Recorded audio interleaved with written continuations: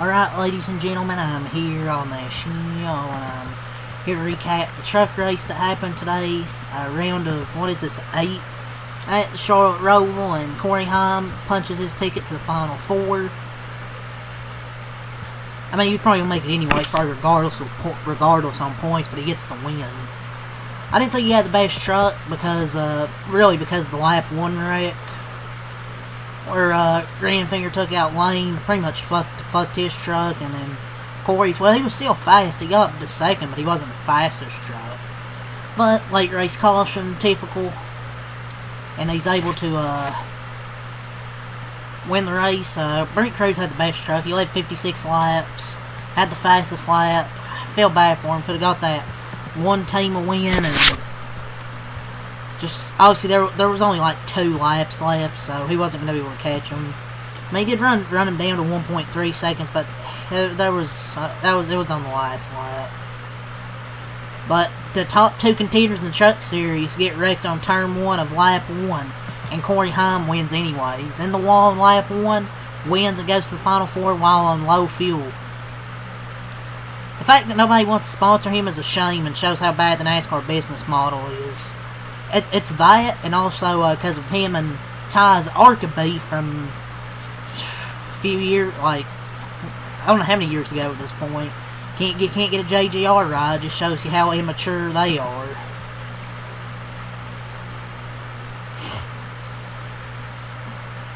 And I think there was a caution. Tony Brinder stopped on track and stalled. Seems like that always happens in these road course races. Just happened to be a teammate, of course. And a record-setting season, 10 wins. I know people are probably bored with it. Can't blame you. But he's a hell of a talent. He shouldn't be stuck in the Truck Series. He should be, hell, he should be in the Cup Series. Riley Herbst has a Cup ride, running 30th all year. But Corey Heim can't get one, even though he's finished, 13th and 6th or 7th? 6, 7 in the 6-7 car.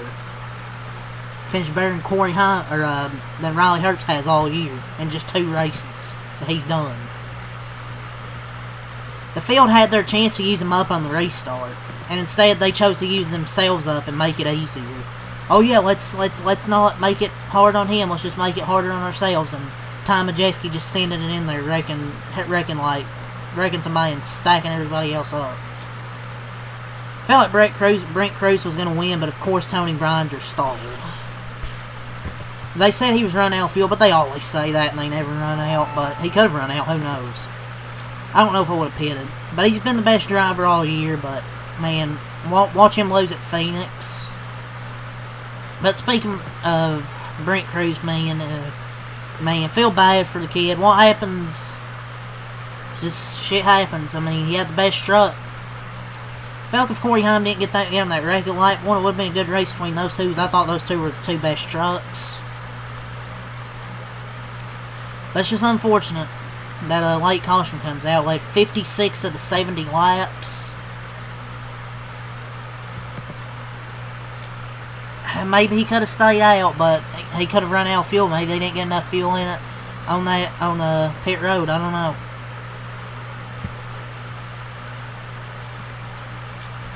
But he's a damn good driver. Well, Majeski, like turn 7's just a clusterfuck. Kevin Harvick said it best. It's basically Die Bomb City. Just send it on in there, and if he spins somebody, oh well. And it pretty much happened all day. But it was an absolute clown show of a finish. But that's kind of typical Roval.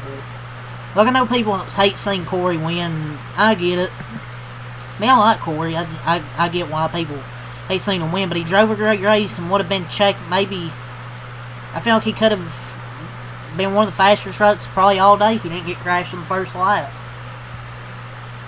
But, yeah, that was pathetic. 98 just takes everyone out in turn 7. Doesn't give anybody else a shot.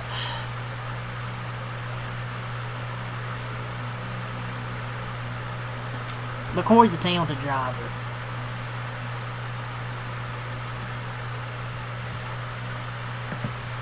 What else happened? I didn't know when everybody started hating on Corey Haim. But that's about when everybody wins. People just hate them because they're that good. Imagine winning 10 times when called out as being overrated. It's just dumbasses like everybody on Twitter. Like, you're bored of him winning, but if you have anybody to blame, it should be teams in Xfinity or Cup not hiring him. Because he's better than the Truck Series. Should be in at least a Xfinity ride, but he should be in a 2311 car. But, let's go over my notes, what happened in the race. Turn 1, lap 1, M-Finger. Don't know what happened, I guess he misjudged, I don't know. Wrecks Corey Haim and Lane Riggs. Caution right there on the first lap. Honeycutt ends up winning the stage. Stayed out, got the points. Honeycutt, or stage 2, Jake Garcia gets spun. Chris Wright spins. He got spun by Jack Wood. That was funny. Dawson Sutton just went through the signage on the front stretch. Fox missed that live. Shocker. And there was a Josh Bilicki spin. He was in 4th. I heard some fucking rev limiter. I was like, did somebody spin?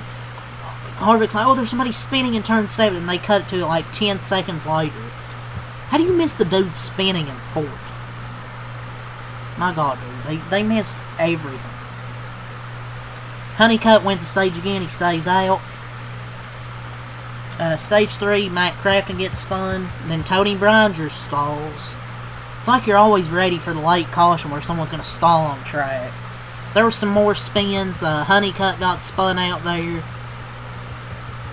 I think on the last lap. 2 to go. Last lap.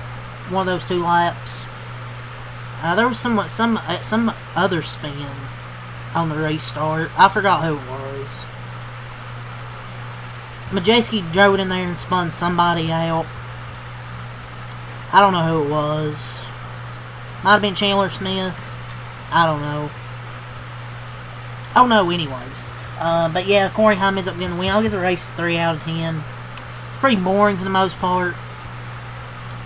I mean, stage 2 got a little chaotic, but other than that, it's about your typical Charlotte Roval race. I don't like the Roval. They should just go back to 2 races on the oval, but they won't. Yep, let's go over the results. Corey Haim gets the win with 6 laps. Brent Cruz second, started 3rd, led 56 laps, had the fastest lap. What a day from Brent Cruz. Gio Ruggiero 3rd. How about 1, 2, 3 for Tricon? Gio with a great day finishing 3rd. Raja Cruz 4th, a great result for Raja in a road course finishing in the top 5. Connor Zilic 5th. Josh Bilicki 6th, comes back from that spin to get a top 10. Green and Finger 7th, Ty Majeski 8th, Tyler Ingram 9th, and Connor Mosack 10th. Daniel Hemrick 11th, Bailey Curry 12th, Dawson Sutton 14th, Caden Honeycutt 14th, led 7 laps. Won the 2 stages to get a good points today. Will Rogers 15th, Jimmy Hill 16th, Matt Mills 17th, Corey LaJoy 18th, Chandler Smith 19th, now top 20, Spencer Boyd, Lane Riggs 21st. He had another issue, I think, on the restart. Might have been something with the rear end.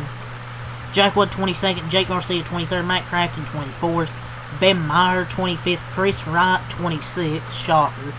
Wesley Slint 27th, Mason Maggio 28th, Tyler Tomasi 29th, Tony Bringer 30th, Tanner Gray 31st, Andres Perez had a mechanical failure, Josh Ram 33rd, Carter Fartouch 34th, Parker Clearman 35th, and that 75 truck had an issue.